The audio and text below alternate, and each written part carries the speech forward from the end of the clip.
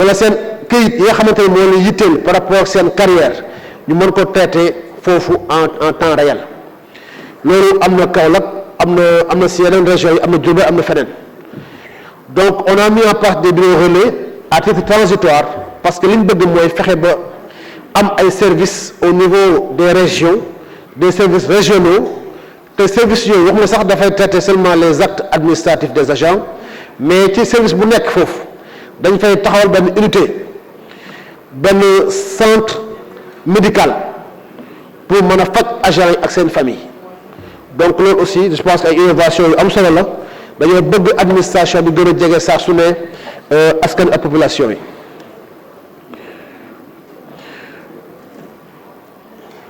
wax nañ tamit ci wàllu gestion démocratique du personnel mais je pense que loolu lu am solo la c'est déjà expérimenté au niveau du ministère de l'éducation nationale am na it ci ministère de la santé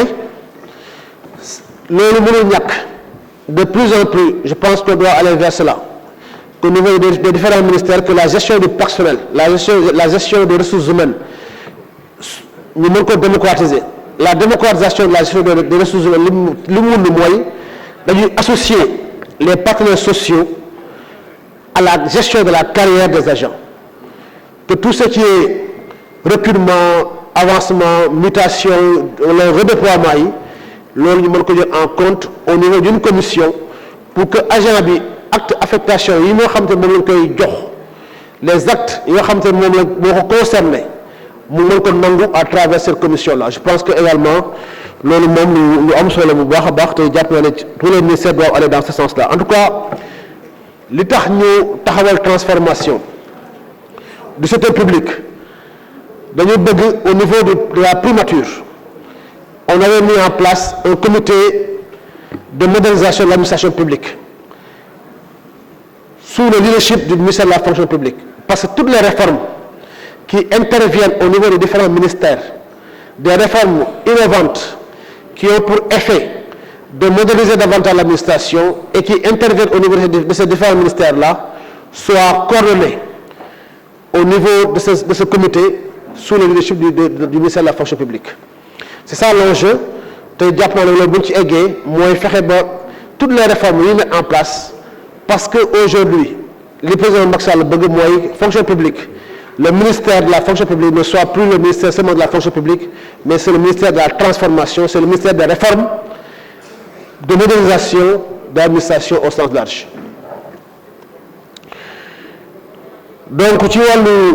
salaire, je pense que l'État a def depuis l'indépendance, amul benn gouvernement bu ko def. Parce que d'habitude, je pense que le ministre des Finances va revenir sur le sujet. Augmentation yi am dañoo yokk ay 1000 francs yenn saa yi 3000 francs yenn saa yi augmenté ay 5000 francs parce que les disparités yi am au niveau du système de rémunération disparité yooyu président de la République da ko bëgg a corriger la correction nag mënoon ko def une correction qui tend vers le haut wala vers le bas mais il faut une correction réfléchie une correction judicieuse qui tient compte de l'évolution du coût de la vie mais également qui tient compte des exigences des acteurs publics qui aspirent à un traitement salarial digne et qui correspond aux efforts qui ne cessent de déployer. Moo tax augmentation yi ñu def fan yi qui impacte sur le budget de l'État à hauteur de plus de 120 milliards, je pense que c'est une mesure salutaire qui va concourir à faire en sorte qu'il y ait un nivellement au niveau du traitement des gens de l'État. Donc c'est une mesure véritablement à saluer. Pour ce qui est des handicapés, le recrutement handicapé, les personnes vivant avec un handicap, dañoo am seen quota bopp dañoo am seen inscription bopp kenn mettu leen en concurrence avec les autres avec ñeneen ñi. C'est pour leur permettre de pouvoir tirer le maximum de profit de ces recrutements-là. Maintenant, des fois aussi, la difficulté, c'est que parfois, emploi, il y a la fonction publique offrir, li ci bari du méngoo ak ñoom seen état. Mais à chaque fois qu'il y a des possibilités ou bien qu'il y a un quota qui permet un recrutement de personnes handicapées, nous y procédons de manière systématique et cela est vérifiable au niveau du ministère de la fonction publique. Donc véritablement, ce que nous recherchons, c'est d'aller vers les 15% à chaque fois qu'il y a un recrutement. Mais nous avons une difficulté par rapport à cela, c'est que parfois les exigences des différents postes par rapport à la qualification ou bien par rapport à d'autres aspects n'est pas corrélé, disons, à leur état, ce qui fait que des fois, disons, les 15% auxquels nous devons accéder, nous peinons effectivement à avoir ce quota-là, avoir ce nombre. Mais on leur accorde un traitement véritablement spécial. Pour ce qui est des internes, c'est vrai que c'est une préoccupation du ministère de la Santé. Mais fi may wax ak yéen daal mooy que ni fonction publique amatul automaticité recrutement. Depuis les années 90, État Sénégal amatul benn école nationale de formation booy génn ñu ne automatiquement dañ lay recruter en dehors de l'ENA et des écoles militaires ou paramilitaires. Donc les internes également sont dans cette situation-là. Mais à chaque fois également qu'il y a un recrutement au niveau de la fonction publique concernant des agents de santé, internes, ils sont prioritaires. C'est une vérité. Donc, le moins que le recrutement des internes n'est pas automatique, mais à chaque fois qu'il y a un quota pour le destiner au ministère de la Santé et de l'Action sociale, le recrutement, de même que le recrutement des spécialistes, est une priorité. C'est véritablement le moyen.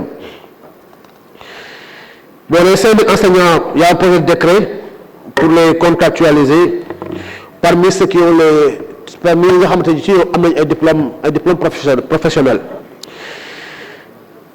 La fonction publique locale aussi, c'est un sujet qui est revenu et qui nécessite, disons, un partage d'informations. Parce que la fonction publique locale, actuellement, la fonction publique locale, elle est effective. Et le ministère de la fonction publique a eu à travailler avec le ministère de la fonction publique, avec le ministère des collectivités territoriales, pour l'érection de la fonction publique locale. Celle-ci existe et les textes qui l'organisent, les textes réglementaires, les textes légaux, existent et cela, le ministère de la fonction publique a apporté un appui de taille à leur édiction. Donc, tu vois, moi, que les fonctions publiques territoriales, il y a eu une commission qui a enrôlé les personnes intéressées. Parce que, il y a des collectivités territoriales, des mairies, des départements, conseils départements, nga xamante ne ñu ngi fay liggéey am fay contrat waaye nag fonction publique intéressé wu leen ñooñu bokkuñ ci mais toutes les personnes ñu manifesté woon pour dugg fonction publique territoriale néew ci commune yi wala ci comité wala ci conseil départementaux yi ces personnes-là ont été enrôlées. Je pense qu'il y a une nouvelle vague qui est recensée actuellement au niveau du ministère des collectivités territoriales te buñ ci àggee tamit fonction publique ñun mooy li ñu mën mooy appuyer ce ministère-là à travers son expertise en la matière pour que l'intégration de ces gens puisse se faire de manière la plus judicieuse.